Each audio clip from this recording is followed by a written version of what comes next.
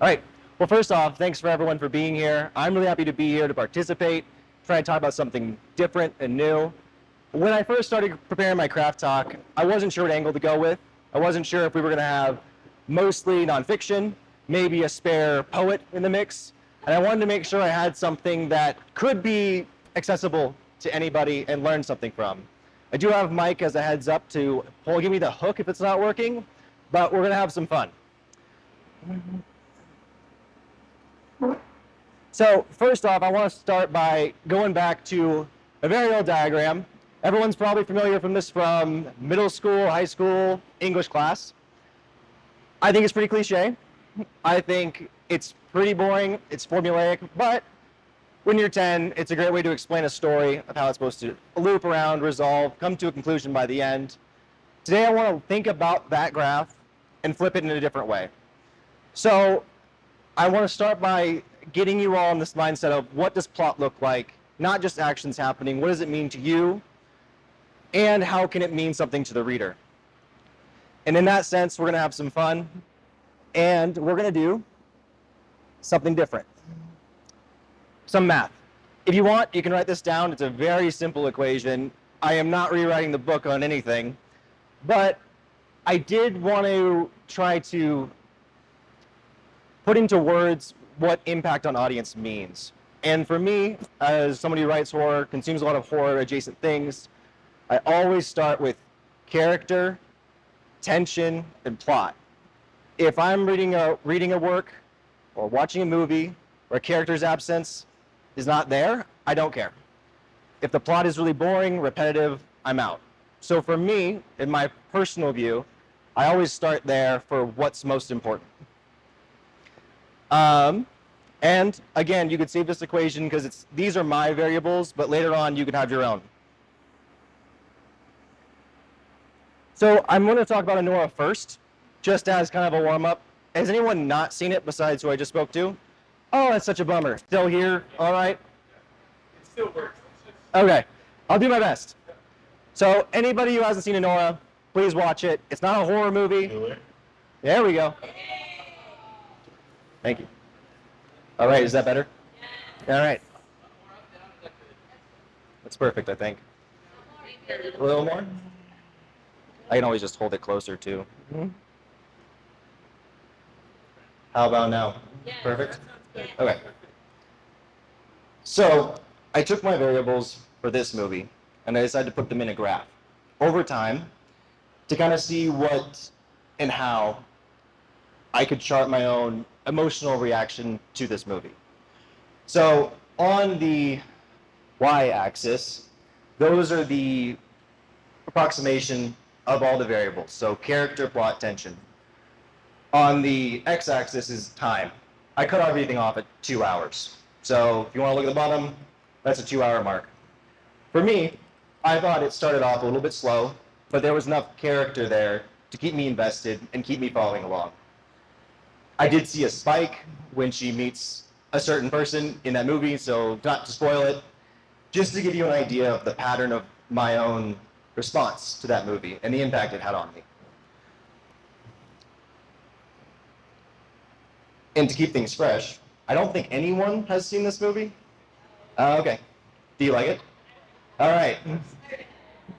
So we're gonna try watching a clip. I have the speaker right there. Just let me know if it's loud enough or too loud.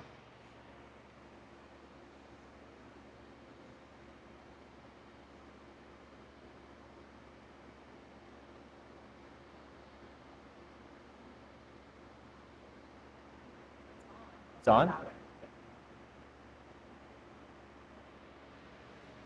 Did it disconnect?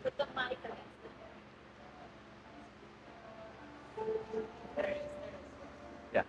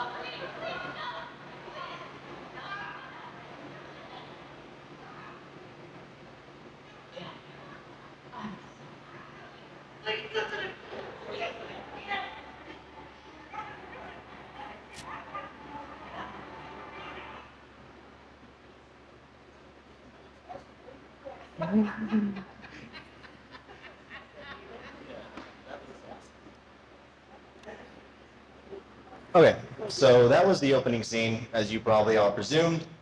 For me, I judged, and I wanted to get the audience input on this.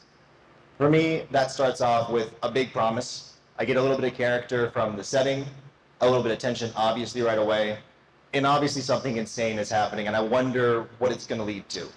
So as far as opening scene goes, it did a lot right for me, and I don't have any major concerns. The question for the audience is, do you think that movie can sustain those elements at that speed for the whole movie? So if this is the graph, do you think it's going to go down or remain the same?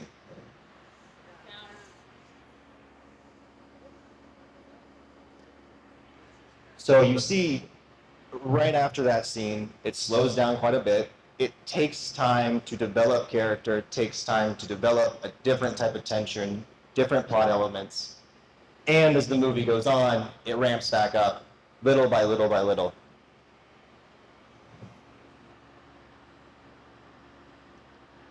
And then Sinners, I won't go into depth on because it's so popular and so many people have seen it. My opinion on it is kind of fun though. I thought the big musical scene was truly the climax of the movie. And although I loved the movie as a whole, I felt that it lost a little bit of its plot, a little bit of its momentum going forward. And the vampires were cool, but for me, I don't know how much of an element that they added to the story.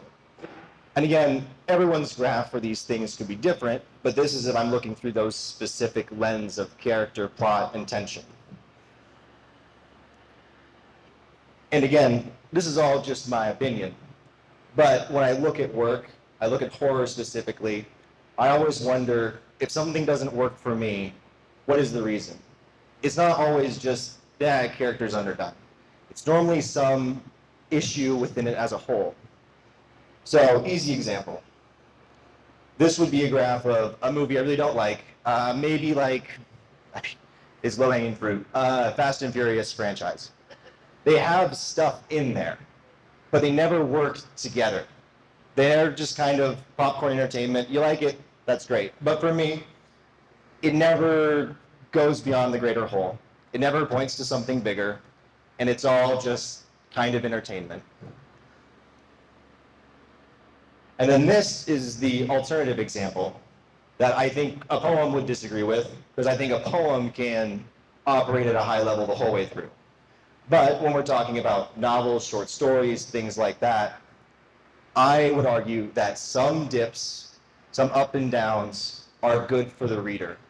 It leads them to be engaged, take a breath, catch up, and move forward again without being too overwhelmed by prose, text, plot, whatever it is. If you go full gung-ho, you can scare off the audience. So how does this apply to our work? I took this graph to my old draft of a novel to try to figure out what wasn't working. And I realized that so many of my chapters follow the first example of a bad story. Flat, no movement.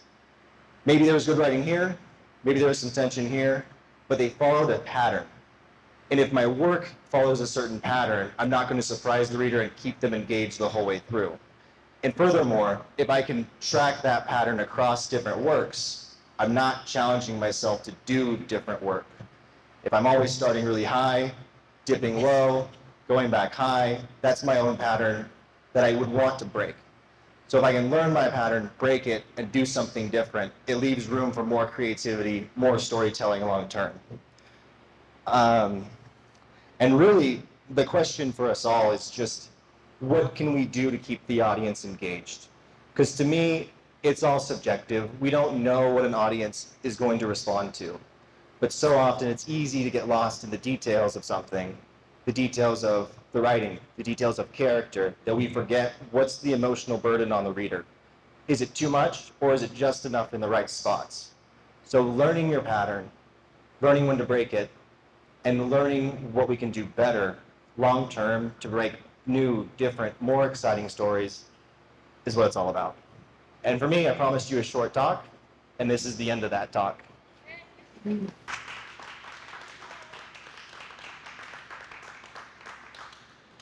Question? Nope.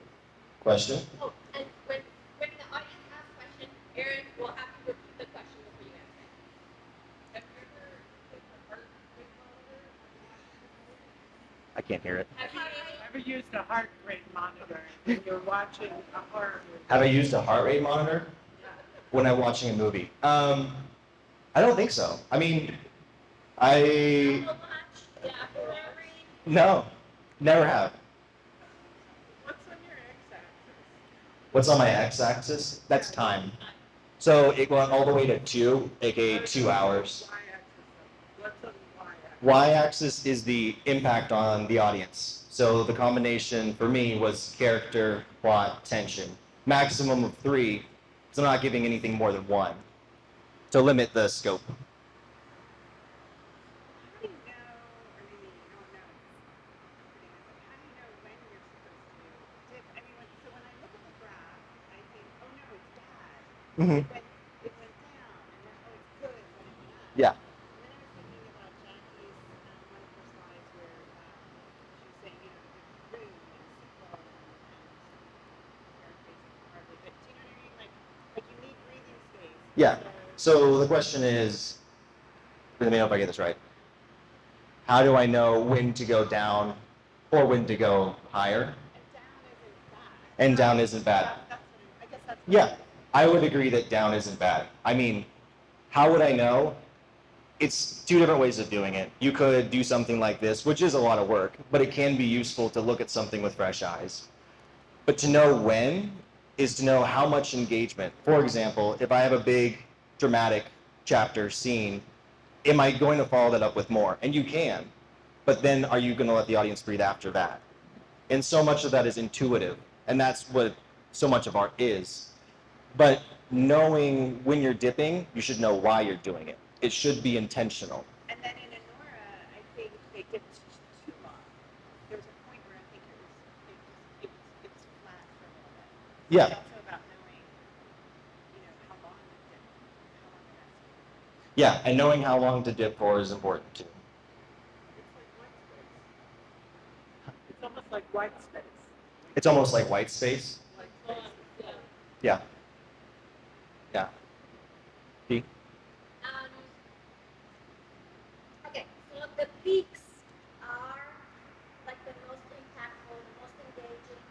But does the peak need to include character, plot, and tension at the same time, or is it like one or the other, or like? So for me, for these examples, for those peaks you saw, it had all 3 operating as high as they could be. If I were to evaluate it through different elements, it could be like symbolism or theme or setting, it would look completely different. So when it goes down, I'm sorry. So when it goes down, does it mean that we're letting go of the plots? Yes, it means we're losing something. And it doesn't necessarily mean it's bad. I mean, I think of work where really plot heavy, it's really engaging, but then it takes a step back and maybe we're going character only. And so we'll drop down to a 1. It gives time for that. So. Thank you, Aaron. This is really cool. Can you think of a exception to that sustained high, like besides Mad Max Fury Road or something? Like, can you think of something that fits that it should work when it does? Yeah, I mean, for me, Ready or Not is close to that because it is a thriller. It's trying to do that. It's trying to operate at a high pace with character, with plot that keeps you at a high level of engagement. By comparison, if you've got a biopic or something like that where it's going to be more slow, it's going to be different, it's going to feel different to the audience. So again, this is just my interpretation. but I think there's room to break rules on all kinds of things.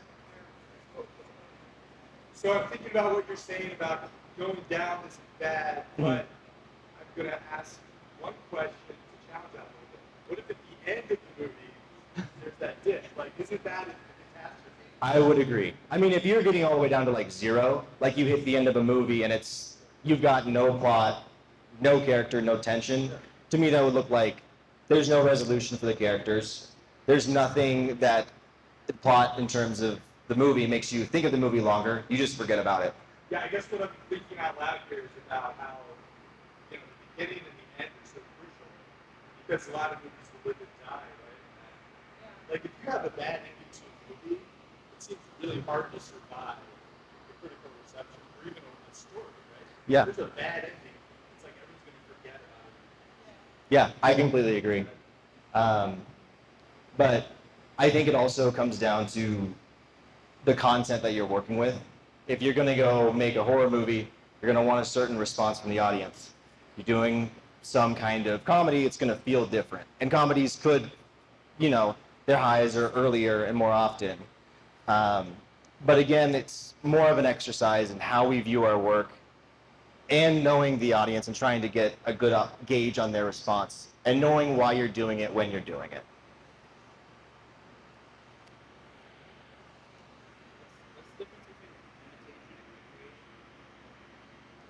What's the difference in imitation and recreation? I mean, that's just my hot take about AI. I mean, I think there's no way it could ever fully recreate the emotional response that we get from art. I think we're always going to be able to tell a difference. And I think at this point, for me, it may not be a logical conclusion or belief, but more of a almost religious or spiritual one, because I refuse to accept that it could do that it could recreate the emotional response that we get when we consume art.